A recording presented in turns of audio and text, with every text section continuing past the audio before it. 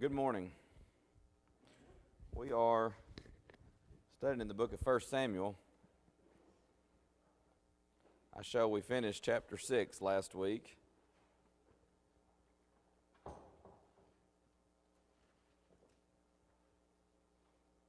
I can get there.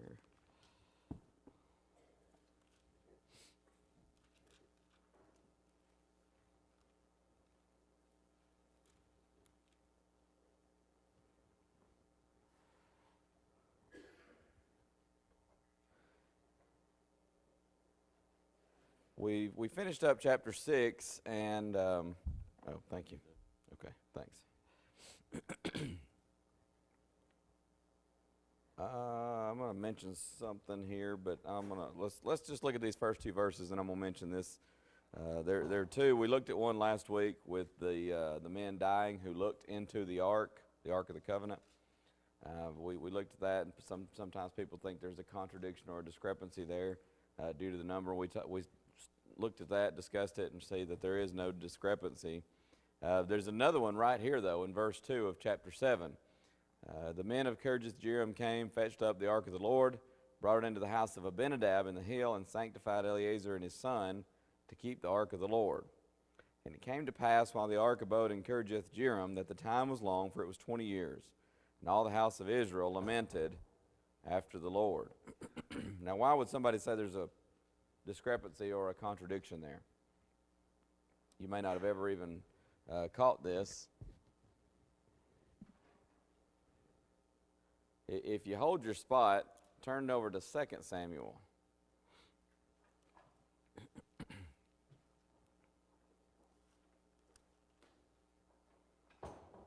We'll do a little critical thinking here, see if we can put this together.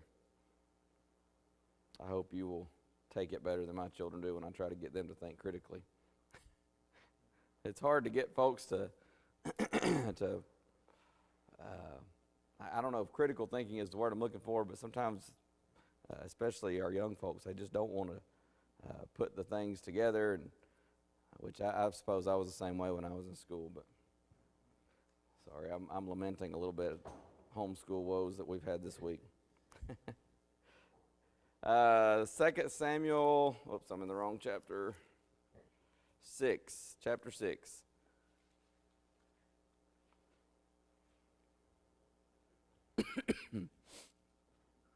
So if you look at verse 11, now the early part of this chapter, you have the incident with Uzzah. Remember, they put the ark on a cart, and the cart is going, the oxen stumbled. Uzzah reaches out to stabilize the ark.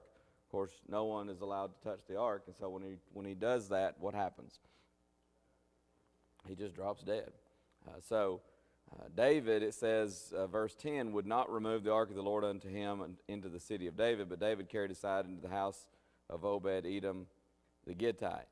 And then, of course, the ark continued in the house of Obed-Edom the Gittite 3 months, and the Lord blessed Obed-Edom and all his household. And then later, David is going to bring the ark home, but he's going to do it the right way. So this time the ark actually comes home. But all this, what would be the potential discrepancy?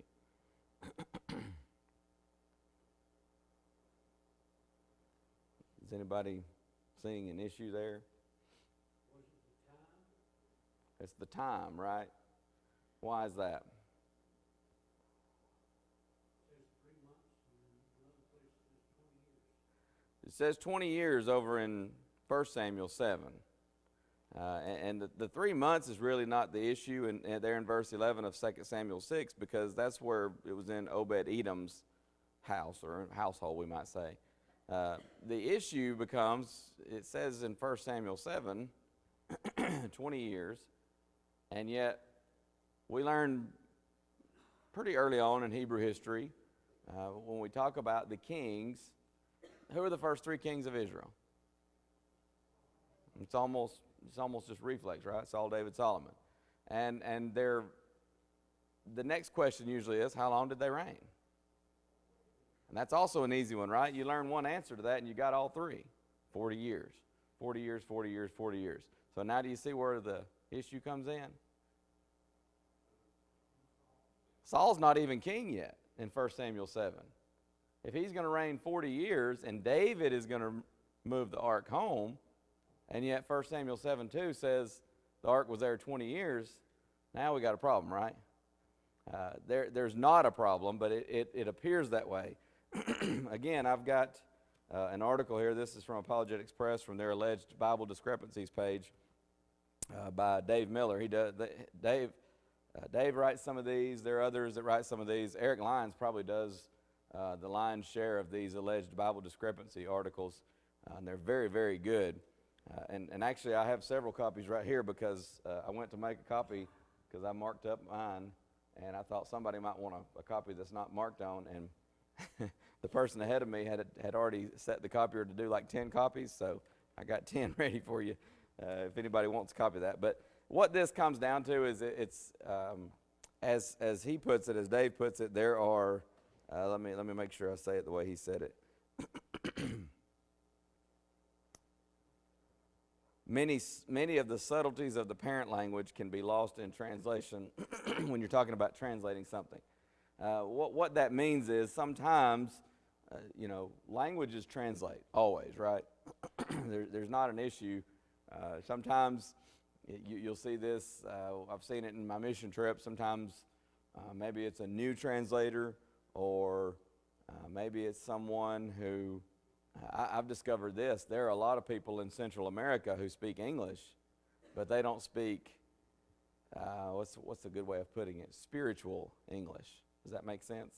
Because if you want them to translate for you in a Bible study, they have to go and they have to brush up on words that are spiritually connected, such as words that you might use in a Bible study, holiness, sanctification, and that's just a couple of examples, but there's a whole bunch. So there are nuances, and sometimes even in a Bible study, I've had, I've told you before, my friend Hayner, that you've seen him in the slideshows and things like that. Hayner's English is tremendous, even when it comes to conducting Bible studies. And so sometimes we would this last trip, we'd be in a study, and you would say something, and especially someone like me, a very Southern person, you would say something, and it might be a Southern expression, or it might be, sometimes we say, fixin' to. I'm fixing to do whatever. And sometimes a translator, when you say something like that, they look at you and they go, huh? Sometimes they would look at Hayner and say, I don't know the word. And so, he could help them. But I was thinking about this in this instance and how Dave describes this. It's not an exact parallel, but just to give you kind of an idea of what he's talking about with when it translates, sometimes a little bitty something is lost in the translation, and we even use that expression. But I was thinking about in